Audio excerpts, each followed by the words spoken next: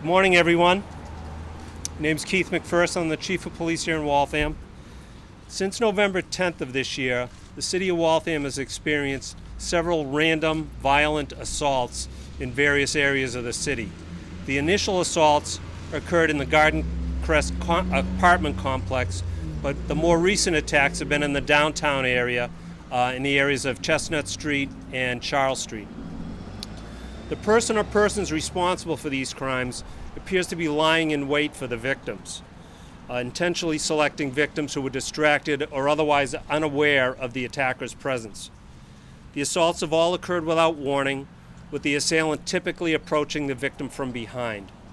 Due to the nature of these assaults, the description of the suspect has been very limited. The general description provided by multiple victims has been as follows.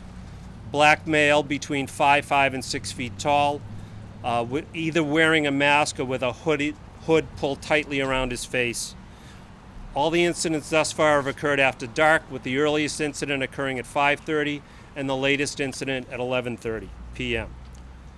We are once again urging residents to be aware of their surroundings, particularly when they were out after dark. Anyone observing suspicious activity or with information regarding these assaults are urged to call the Waltham Police Department without delay. The Waltham Police Department has deployed all available resources to locate the suspect and prevent further acts of violence. Utilizing state and local assets, we've dramatically increased our downtown patrol presence, both in uniform and in plain clothes, in vehicles and on foot. In addition, we've deployed several drone units to provide enhanced coverage throughout the impacted areas. We are once again asking for the public's help in identifying the person or persons responsible for these violent and cowardly acts. Today, we are announcing that the City of Waltham is offering a $5,000 reward for information leading to the arrest and conviction of the person or persons responsible for these crimes. Any persons with information regarding these incidents are urged to call the Waltham Police at 781-314-3600, option 4, or to utilize our anonymous tip line at 781-314-3636. Thank you. I'll take questions now. We don't at this point. As I said, the victims have had very limited sight on the assailant due to the nature of it. You know, their approach from behind. It happens real quickly. They're frequently knocked down, and the suspect takes off afterwards. So we really don't know at this point. Never. There's never been a robbery. It's always been just an assault, and the assailant takes off. The victims have all been men.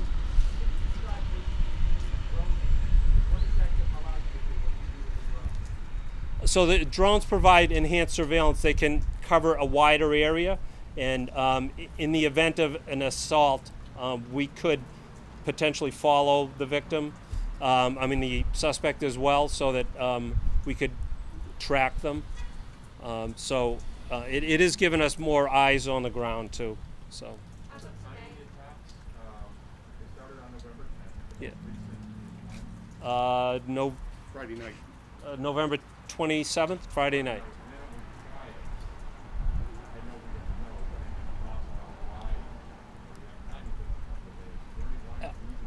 It may be because of our increased presence. We've been very visible out there.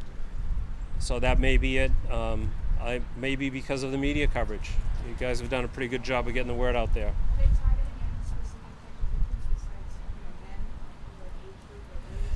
The ages range from 20 to mid to late 40s, and not race specific. There's been a couple of victims that are black, one Middle Eastern, some Hispanic, some white. I don't believe so. No. No. Have all the victims been hospitalized? No, they haven't all been hospitalized.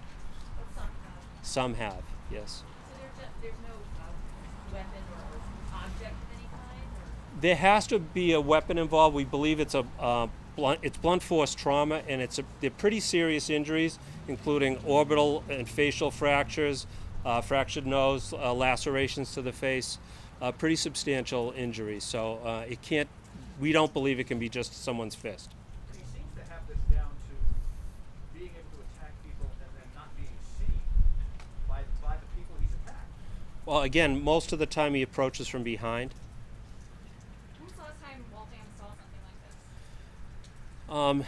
To the best of my recollection, back in 2013, 2014, we had some young men in a group were attacking and robbing people in the downtown, the Moody Street area. They were mostly juvenile suspects, and ultimately there were several prosecutions for those. What do you make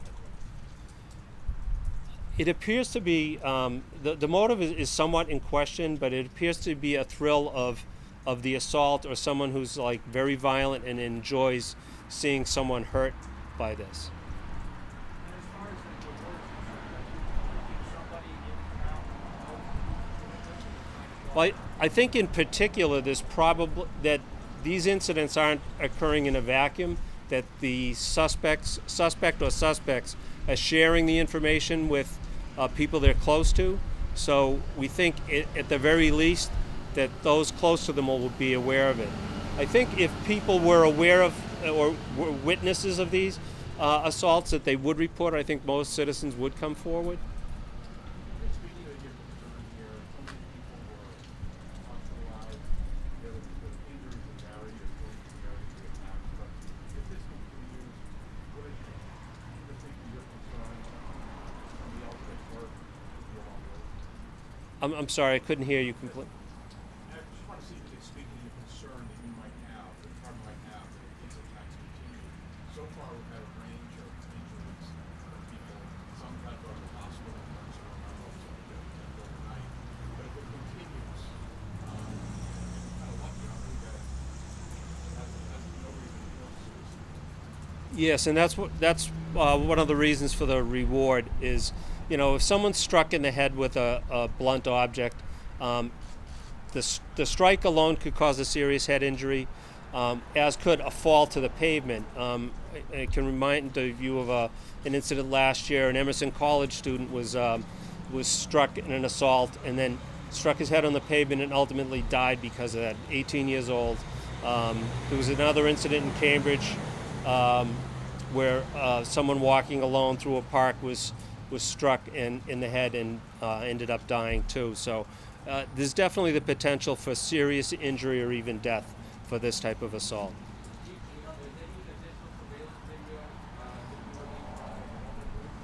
As of now, we don't have any additional surveillance video. What's been released to you is all we have so far.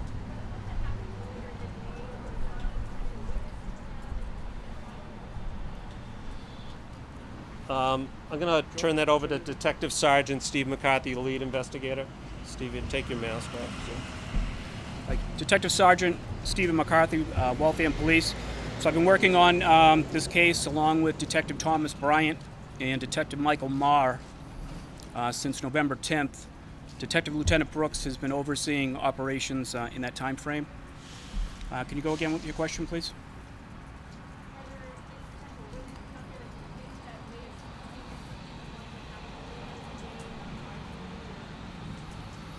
No, so the assailant is getting away from the area pretty quick. We have gotten some tips, some leads through our anonymous tip line, which we're pouring through now, trying to get more information on the suspect. But as to this point right now, we do not have a specific suspect. We do have a couple of persons of interest that we are looking into, and we're continuing to do that at this time.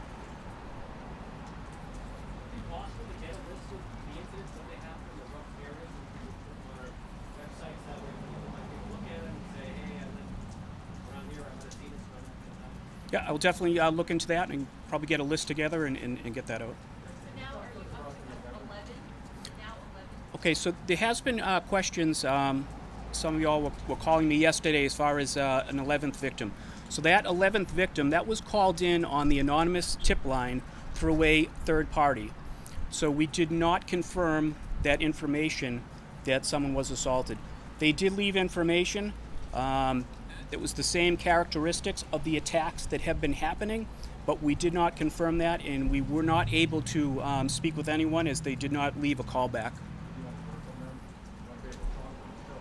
I can't, I'm sorry. Oh, absolutely, if we could, sure, yes.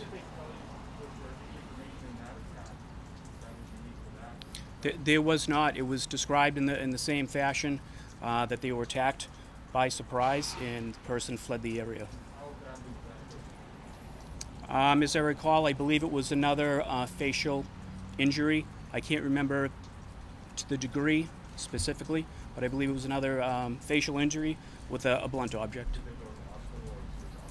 I would have to look back through. I don't know if that person was hospitalized.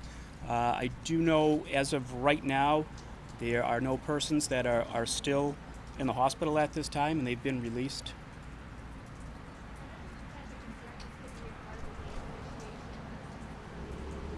So that has definitely come up. We reached out to our Boston Police Department and spoke with the gang unit and asked them if they had seen anything in the past that resembles what's going on in Waltham as far as gang initiation. And being told at this point they hadn't seen anything like that in the past, but that was definitely looked into.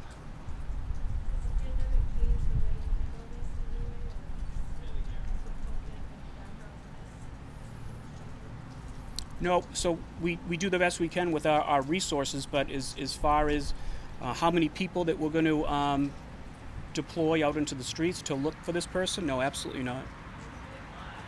This may be a question for the mayor or the chief, but I'm curious what the reaction's been from the community. Have people been reaching out to you saying, I'm scared to walk my dog? What have they been saying when they call? So there is definitely a fear factor in our city right now. We've never experienced anything like this. I'd be lying to you if I said I'm not losing sleep at night, coming into work. This is an awful situation, but I'm very confident that we're going to work through this and we're going to find the people or persons that are responsible for this. To the people that are scared, although these acts are going on right now, I believe the citizens in Waltham still live in one of the safest communities in the Commonwealth, and we will get this done. You earlier mentioned that some of the victims were otherwise distracted.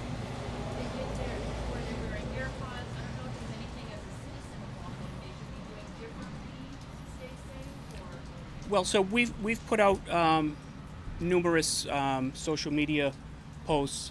I know, and I don't want to speak for the mayor as far as walking with somebody at night, but just overall, just being aware of your surroundings. In almost in all cases, people are being approached from behind, whether they're getting into their car or walking their dog. That was one instance, but they're all surprise attacks. And as far as identifying this person, one trait in common, they're usually like in a hoodie type attire that's tucked down pretty tight, so it's tough for the victim to get a good description before the person flees the area.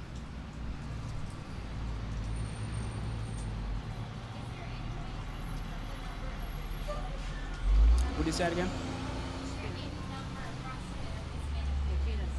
Yes. I don't have an exact number, but there were white Hispanic males that were attacked. Yes. The persons of interest that you have, are they based on tips that have come in, or are they based on your own investigation? They're based on tips, and they're based on our own investigation as well, our own knowledge that we're looking through. Excuse me? Within the city and outside the city as well.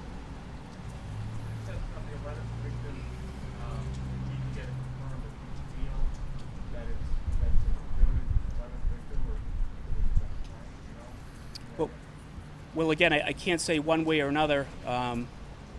As I stated earlier, I can confirm the 10. I just don't consider that a confirmation because the way it came in. Again, it describes similar characteristics as in the other attacks, but it has not been confirmed, and it probably will not be confirmed unless that person comes forward to speak with us. So that video of that, do you still consider the man pictured in the surveillance video as a suspect? The video that was put out, yes, that's definitely being looked into. Yes.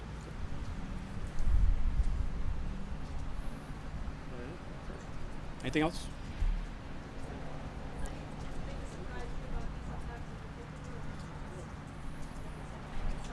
I think just the degree of randomness, how this is occurring. And as I stated earlier, we've never had a situation like this in the city before, so it's of great concern. Thank you. Thank you. Thank you, everyone. Thank you for coming here. Hopefully you'll get the word out, and this will help in our investigation. Thank you very much.